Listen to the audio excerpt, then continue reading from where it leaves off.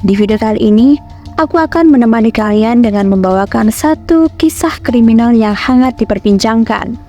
Kasus yang sangat viral di tahun 2021 lalu, yaitu kasus penghilangan nyawa yang menimpa seorang ibu dan anak di Subang. Pada saat itu, seluruh rakyat Indonesia dibuat geger dengan penemuan jasad ibu dan anak yang tergeletak di bagasi belakang mobil dalam keadaan tidak bernyawa dan juga tidak berbusana. Seperti yang kalian tahu, penyelidikan kasus ini berjalan sangat alot sehingga membuat kepolisian kesulitan nih dalam menangkap si pelakunya. Dan barulah di bulan Oktober tahun ini, tahun 2023, sebuah titik terang akhirnya muncul dan membuat kasus Subang ini kembali ramai diperbincangkan. Nah, sekarang gak usah lama-lama lagi, mari kita masuk ke kisahnya. Yosef Hidayah berasal dari keluarga yang berprofesi sebagai PNS yang bekerja di Sesko TNI Angkatan Udara Lembang. Sementara ibunya adalah seorang ibu rumah tangga. Semasa muda, ia kerap menyambi menjadi caddy golf. Hal itu juga yang membuat kecintaan kepada olahraga itu terus bertumbuh. Dengan golf, Yosef juga memiliki banyak relasi. Setelah dewasa, Yosef ini bekerja sebagai kontraktor proyek yang ada di wilayah Subang, Jawa Barat. Sampai akhirnya dia pun menikah dengan Tuti. Dari pernikahannya dengan Tuti, akhirnya dia punya 2 anak. Anak yang pertama bernama Yuris dan anak keduanya bernama Amel.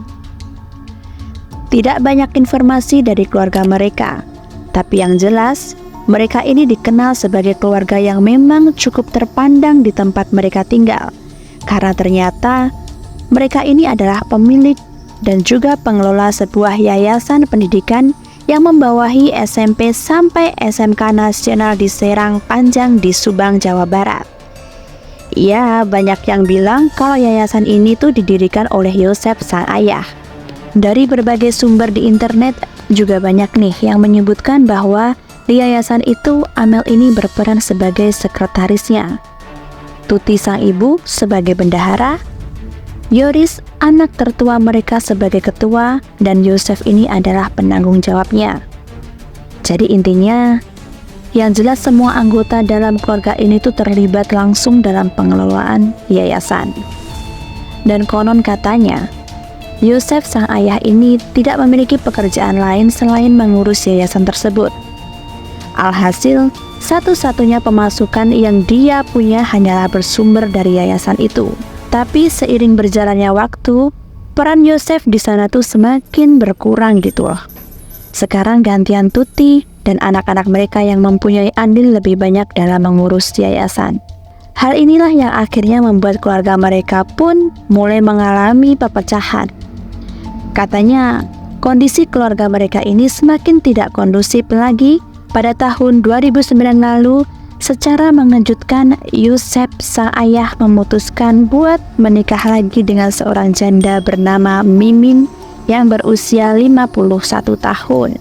Dan dari pernikahan sebelumnya, Mimin istri keduanya ini telah dikaruniai 2 orang anak laki-laki. Dua-duanya bernama Arigi sama Abi. Nah, dari sini banyak sumber yang menyebutkan bahwa hubungan Mimin sama Tuti, si istri muda sama istri tua ini enggak akur. Sangat-sangat enggak akur banget. Dari berbagai sumber yang kami baca guys, disebutkan bahwa salah satu penyebab pertengkaran antara Mimin dan Tuti lagi-lagi karena masalah yayasan. Lah kok bisa begitu? Nah, jadi ceritanya guys, sebagai istrinya Yosef, ternyata diketahui Mimin ini juga pernah dilibatkan langsung untuk mengelola yayasan itu, di mana pada saat itu Mimin dipercaya menjadi bendaharanya. Dan ada juga nih sumber yang bilang kalau sempat muncul dugaan penyelewengan dana ketika Mimin menjabat sebagai bendahara. Dan itulah akhirnya untuk mengatasi hal itu, posisi Mimin ini diganti sama Tuti dan Amel. Mungkin juga alasan kenapa pada akhirnya Tuti, Amel, dan Yoris punya peran yang lebih besar dalam mengurus yayasan. Ya tapi meskipun Bu Tuti sama Bu Mimin ini suka bersih tegang guys, sebisa mungkin mereka tetap berusaha melanjutkan hidup masing-masing. Dan untungnya nih, mereka itu nggak tinggal satu rumah. Yosef inilah yang nantinya akan secara bergantian menginap di rumah masing-masing dari mereka. Malam ini di rumah istri tua, malam besok di rumah istri muda. Ya gitu-gitulah pokoknya. Dan hal itu pun terus dilakukan hingga akhir pada bulan Agustus tahun 2021. Sebuah peristiwa yang sangat-sangat menggemparkan pun terjadi di keluarga mereka. Nah, jadi ceritanya pada tanggal 17 Agustus tahun 2021, Yosef ini baru saja menginap di rumah istri mudanya yaitu Ayang Mimin. Terus keesokan harinya tanggal 18 Agustus tahun 2021 sekitar jam 6.30 pagi, Yosef ini pulanglah ke rumah istri tuanya yaitu Ibu Tuti untuk mengambil perlengkapan golf. Karena katanya pada hari itu dia memang berencana untuk bermain golf. Tapi sesaat setelah Yosef ini masuk ke rumah, dia langsung merasa ada yang janggal di rumah itu. Dimana pada saat itu kondisi rumahnya dalam keadaan yang sangat berantakan. Dan ketika Yosef mencoba memanggil-manggil istrinya dan juga Amel, suasana tetap sunyi tuh karena nggak ada jawaban sama sekali. Disitulah Yosef akhirnya mikir, kemana nih anak istri aku? Kata si Yosef, kok nggak ada di rumah? Dah tuh kan, singkat cerita, Yosef pun mencoba berkeliling rumah untuk mencari Tuti dan Amel. Lalu ketika dia berjalan ke arah garasi guys, secara mengejutkan Yosef ini malah melihat ada bercak-bercak darah di situ. Sudah nggak bener nih, kata dia. Akhirnya di sini pun si Yosef berinisiatif untuk menelpon polisi. Nggak berselang lama kemudian, tim polisi pun tibalah di lokasi. Polisi segera langsung bergerak cepat melakukan pemeriksaan guys. Nah akhirnya ketika polisi mengecek mobil Alphard milik Tuti yang terparkir di garasi guys, disitulah mereka dibuat kaget sekaget-kagetnya. Karena mereka melihat jasad Ibu Tuti dan Amel ternyata berada di bagian belakang bagasi mobil. Dan yang membuat penemuan tersebut semakin menggemparkan adalah Ibu Tuti sama Amel, sepasang ibu dan anak ini, ditemukan dalam kondisi tubuh bertumpuk, bersimbah darah dan tidak berbusana dan sudah tidak bernyawa. Ya Allah ya Rob, merinding aku ceritanya. Nah, setelah hal itu, pihak kepolisian pun segera langsung melakukan penyelidikan besar-besaran. Itulah yang membuat heboh tahun 2021 kemarin. Setelah jenazah Ibu Tuti dan Amel ditemukan guys, jasad keduanya pun langsung diamankan untuk diotopsi. Salah satu dokter yang memimpin otopsi mereka adalah Dr. Hastri, yaitu polwan ahli forensik pertama se-Asia. Dan dari hasil otopsi itu menunjukkan bahwa adanya bekas luka berat di kepala kedua korban yang diduga berasal dari pukulan benda tumpul. Selain itu, meskipun kedua jasad korban ini ditemukan bersama-sama di dalam bagasi mobil, tim forensik sangat-sangat yakin kalau sebenarnya mereka berdua ini sudah dihabisi di waktu yang berbeda. Tim forensik mengatakan bahwa Ibu Tuti ini adalah korban yang pertama kali dihabisi oleh pelaku pada sekitar jam 1 dini hari. Nah, kemungkinan besar Bu Tuti ini dihabisi di dalam kamar, karena berdasarkan hasil olah TKP, tampak tuh ada banyak bercak darah di kamarnya Bu Tuti. Dan Ibu Tuti ini diduga tewas tanpa sempat melakukan perlawanan karena memang tidak ditemukan adanya luka-luka bekas perlawanannya Bu Tuti. Nah, dari situ mereka pun menyimpulkan kalau sepertinya Ibu Tuti ini dihabisi nyawanya ketika beliau sedang tidur. Dan selain itu, ada juga dugaan yang menyebutkan bahwa jasad Ibu Tuti ini sempat dibersihkan terlebih dahulu untuk menghilangkan jejak pelaku macam DNA dan juga sidik jari yang mungkin tertinggal di tubuhnya Ibu Tuti. Nah, setelah berselang 4 jam setelah Ibu Tuti tewas, tepatnya pada jam 5 pagi, gantian nih si Amel sang anak yang dihabisi nyawanya oleh pelaku. Tapi berbeda dari Bu Tuti guys. Pada jasadnya Amel ini, tim forensik menemukan adanya bekas luka pukulan. Hal itu menunjukkan bahwa Amel ini sempat melakukan perlawanan terhadap si pelaku, yang berarti Amel dihabisi nyawanya dalam kondisi sadar atau enggak lagi tidur seperti ibunya. Nah, setelah kedua korban ini dipastikan sudah tidak bernyawa, barulah itu si pelaku memasukkan mereka berdua ke dalam bagasi mobil Alphard itu dan entah enggak tahu lagi apa tujuannya guys. Pada saat itu, si pelaku pun langsung memutuskan untuk mencopot semua busana yang dikenakan oleh kedua korban. Tapi yang jelas, hasil forensik menunjukkan bahwa tidak ada tanda-tanda kekerasan seksual dalam tubuh mereka. Nah, jadi itulah tadi sedikit tentang gambaran kronologi pada hari kejadian naas itu guys. Yang mana dugaan kronologi itu juga berdasarkan pada hasil pemeriksaan forensik dan juga hasil olah TKP. Nah, pertanyaannya pada saat itu adalah, siapa nih pelaku yang sudah tega menghabisi nyawa sepasang ibu dan anak itu? Nah, jadi di masa awal penyelidikan guys, polisi itu memang sempat menduga kalau insiden naas ini berawal dari perampokan. Mengingat memang keadaan rumah yang ditemukan sama si Yosef itu kan dalam kondisi berantakan banget ya kan. Tapi saat polisi memeriksanya lebih jauh, ternyata mereka tidak menemukan adanya barang-barang yang hilang di sana guys. Bahkan di salah satu kamar di rumah itu ada uang 30 juta cash loh. Tapi nggak diapa-apain tuh, nggak disentuh juga, masih utuh di situ. Satu-satunya barang yang tidak ditemukan polisi hanyalah HP milik korban, yaitu HP-nya si Amel. Lah, kalau memang perampokan ya masa cuma mau nyuri HP-nya si Amel aja? Kan aneh kan ya? Akhirnya dari situ, polisi pun langsung menyimpulkan bahwa kasus ini merupakan murni tindakan kriminal penghilangan nyawa. Dan selain itu juga berdasarkan hasil olah TKP, diketahui bahwa tidak ada tanda-tanda masuk paksa ke dalam rumah.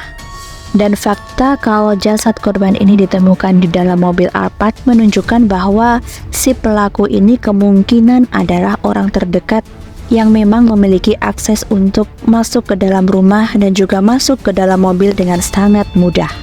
Nah, untuk menemukan siapa pelaku dalam kasus ini, pada saat itu dari berbagai sumber menyebutkan bahwa polisi ini sudah sempat memeriksa 24 saksi, di mana salah satu saksi utama yang wajib diperiksa adalah si Bapak Yosef.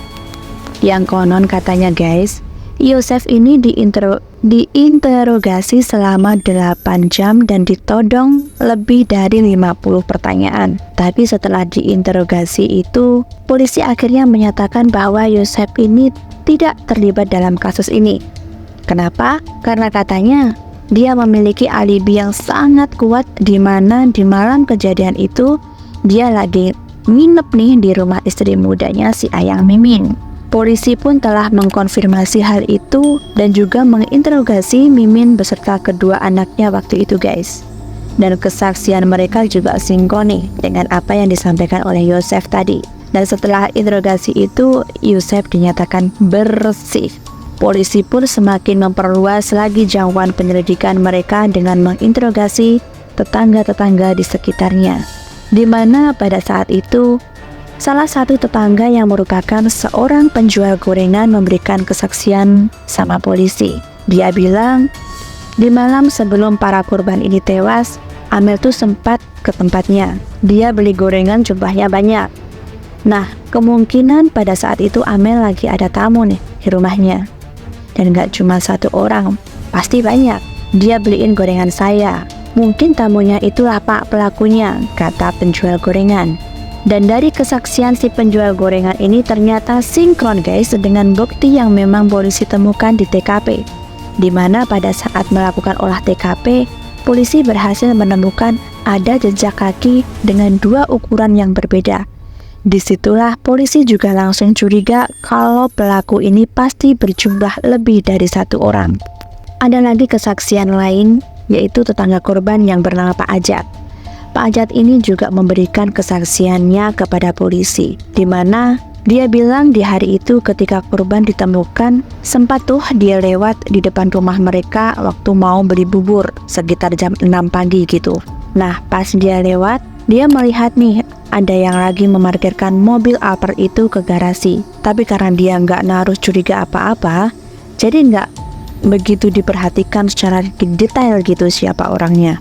Dari keterangan Pak Ajat itu, polisi hanya menduga bahwa siapapun yang dilihat sama Pak Ajat subuh-subuh itu kemungkinan adalah orang yang tidak mahir menyetir mobil. Kenapa? Karena pada saat olah TKP dilihat dari posisi mobil itu terparkir di garasi dengan tidak rapi. Bahkan salah satu bannya mobil itu sampai naik itu di atas keramik teras gitu loh. Tapi dugaan tentang pelaku yang tidak mahir menyetir mobil ini juga masih diperdebatkan lagi. Karena kan bisa aja kemungkinan dia bukannya enggak mahir nyetir, tapi dia lagi panik nih. Bisa juga dia lagi keburu-buru gitu sehingga posisinya jadi enggak bagus, jadi miring-miring gitu. Iya enggak sih? Intinya yang bisa disimpulkan dari kesaksian Pak Ajat adalah pada jam 6 pagi di waktu ketika Pak Ajat ini lewat depan rumahnya korban, si pelaku ini masih berkeliaran di TKP pada saat jam-jam tersebut. Singkat cerita guys, berbulan-bulan kemudian, pihak kepolisian belum juga berhasil mengungkap si pelaku. Banyak nih dari pihak yang mulai merasa resah dengan lambatnya penyelidikan kasus ini. Bahkan hal tersebut juga disampaikan oleh Dr. Hastri, dokter forensik kepolisian yang ikut serta dalam mengotopsi korbannya. Hal ini ditunjukkan beliau pada salah satu interview di mana Dr. Hastri mengungkapkan keheranannya tentang kenapa pelaku dalam kasus Subang ini belum juga terungkap sampai sekarang. Padahal dia sudah melakukan otopsi sampai 2 kali loh guys. Seluruh sampel DNA yang ada di TKP dan juga DNA para saksi sudah diperiksa semuanya. Memang betul, pada saat itu mereka tidak menemukan adanya kecocokan dengan sampel-sampel DNA yang sudah terkumpulkan itu. Tapi Dr. Hastri kan sudah memberikan informasi tentang kapan waktu kematian kedua korban tersebut. Sempat juga loh Dr. Hastri ini ngasih saran ke tim penyelidik, cobalah itu dicek di rentang waktu dari kematian korban pertama sampai ke korban kedua, HP siapa yang online di jam-jam tersebut. Dan menurut Dr. Hastri guys, berdasarkan bukti-bukti yang ada, seharusnya kasus ini tuh nggak sesulit ini untuk dipecahkan. Itulah kenapa dia juga heran, kok iya pelakunya belum juga tertangkap gitu loh. Dan rupanya yang merasa heran dan juga frustasi dengan kasus ini nggak cuma Dr. Hastri aja. Selain Dr. Hastri, ternyata Yosep si suami Ibu Tuti dan juga ayah dari Amel inilah yang juga merasakan hal yang sama nih. Dimana dia waktu itu sempat kesel sampai 1 tahun berlalu sejak kematian istrinya, kasus ini belum juga menemukan titik terang gitu loh. Bahkan saking keselnya pada saat itu, ya sampai-sampai di bulan Agustus tahun 2022, Yosep ini nekat membuat surat terbuka untuk Presiden Joko Widodo. Di surat itu Yosep memohon agar Presiden Jokowi turun tangan langsung dalam membantunya menegakkan keadilan untuk Tuti dan Amel. Selain itu, Yosep ini juga masih tuh sering berziarah ke makam Tuti dan makamnya Amel sambil berkata, "Tenang di sana ya sayang, kebenaran pasti akan terungkap dan pelaku yang sudah jahat ke kalian pasti akan ditangkap," kata dia. Dan akhirnya setelah 2 tahun berlalu sejak kejadian itu, titik terang dari kasus ini pun betul-betul terbuka. Jadi awal mula titik terang dalam kasus ini tuh justru datang dari petunjuk yang memang tidak akan pernah diduga sama publik dimanapun. Dimana pada tanggal 16 September tahun 2021 atau kurang lebih 1 bulan setelah Yosep menulis surat terbuka terhadap Bapak Presiden, salah satu pengguna TikTok tiba-tiba menguploadlah sebuah video yang membuat seluruh orang geger. Video tersebut menampilkan seorang perempuan yang katanya bernama Ina sedang kerasukan sambil menangis sesenggukan. Ina nih bilang, "Tolong bantu saya katanya." Dan selain Ina, di video itu juga menampilkan ada seorang ibu-ibu yang diketahui bernama Ibu Enu. Dia duduk tuh pas di sampingnya Ina. Nah, katanya Ibu Enu ini adalah seorang paranormal. Bu Enu ini langsung yakin kalau sosok yang merasuki Mbak Ina itu adalah salah satu korban dari kasus Subang, yaitu si Amel. Coba kalian lihat videonya ini. Nah, di video tersebut terlihat bahwa sosok yang diduga arwahnya Amel ini menceritakan tentang apa yang terjadi di hari ketika dia dihabisi nyawanya itu, guys. Bahkan dia ini masih mengingat dengan jelas siapa orang yang sudah menghilangkan nyawanya itu. Yang tidak lain tidak bukan, dia adalah Pak Yosef, ayah kandungnya sama ibu tirinya sendiri, yaitu Mimin. Itu pelakunya, kata arwah Amel, guys. Tapi tentu saja video ini tidak bisa dijadikan sebagai barang bukti yang sah. Namanya juga video orang kesurupan kan? Dan tentu pasti akan memicu perdebatan. Itu betulan Amel atau bukan? Kalau memang itu betul arwahnya Amel, gimana caranya tim penyelidik bisa membuktikannya secara ilmiah, ya kan? Susah juga. Jadi intinya, video itu tidak bisa dijadikan sebagai barang bukti yang resmi, gitu loh ya. Nah, akhirnya mau tidak mau polisi pun harus tetap bekerja keras lagi untuk mencari bukti yang lebih nyata. Terus akhirnya, ya itulah, setelah 2 tahun berlalu sejak kasus ini, tanpa diduga-duga sebuah petunjuk besar justru datang dengan sendirinya ke kantor polisi. Di mana ceritanya pada bulan lalu, tepatnya tanggal 16 Oktober tahun 2023, seorang laki-laki bernama Ramdhanu atau Danu tiba-tiba menyerahkan dirinya ke kantor polisi. Lalu, siapa Danu ini? Dia ini adalah keponakannya Tuti, guys. Yang itu berarti dia juga sepupunya Amel. Pada saat itu, Danu langsung dibawa ke Polda Jawa Barat untuk dimintai keterangan lebih lanjut. Dan sesampainya di sana, Danu bilang, "Pak polisi, saya sudah tidak tahan lagi dengan rasa bersalah yang saya tahan selama 2 tahun ini. Saya tahu siapa pelaku yang menghilangkan nyawa Tante Tuti dan juga Amel. Saya adalah salah satunya, Pak. Tapi tolong izinkan saya untuk menjadi justice kolaborator. Saya ingin membantu menegakkan keadilan untuk korban itu," kata Danu. Mendengar ucapan Danu, polisi pun langsung meminta dia untuk menceritakan segalanya yang dia ketahui tentang insiden itu. Nah, sekarang aku ceritain ya, kasus ini dari versinya Danu ya, guys. Jadi kata Danu, di malam kejadian itu Danu bilang kalau dia ini tiba-tiba diminta sama omnya, Yosef, untuk nganterin golok ke rumahnya Tante Tuti. Danu nggak banyak tanya waktu itu. Ya udah, dia langsung iyain aja.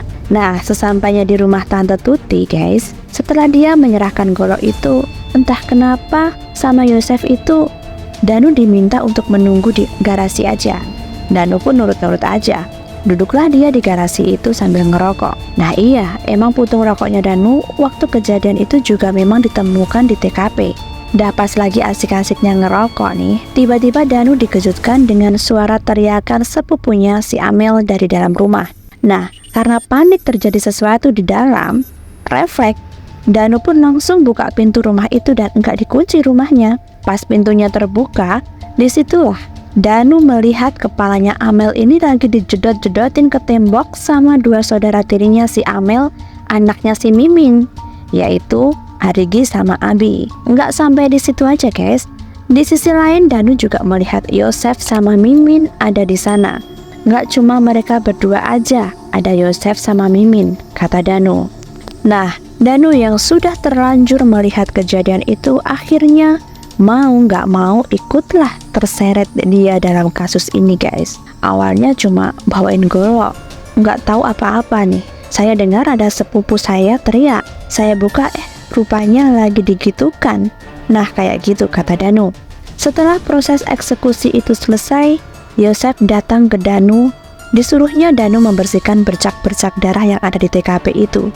Dan setelah itu barulah si Yosef ini memaksa Danu untuk tutup mulut dan tidak membuka kasus ini kepada siapapun, gitu ceritanya. Dan berdasarkan kesaksian Danu, tentunya polisi pun langsung menangkap Yosef, Mimin, Arigi, dan juga Abi.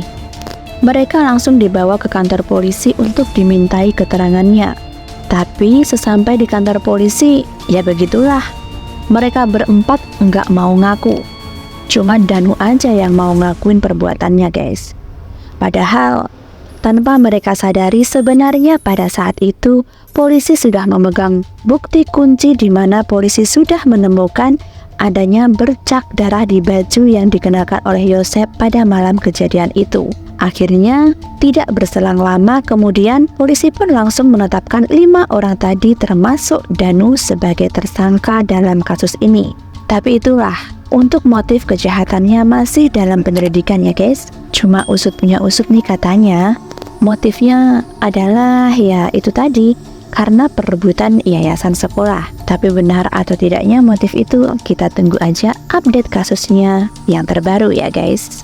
Yang jelas tidaknya pada hari ini kita bisa sedikit bernafas lega karena si pelaku akhirnya sudah tertangkap.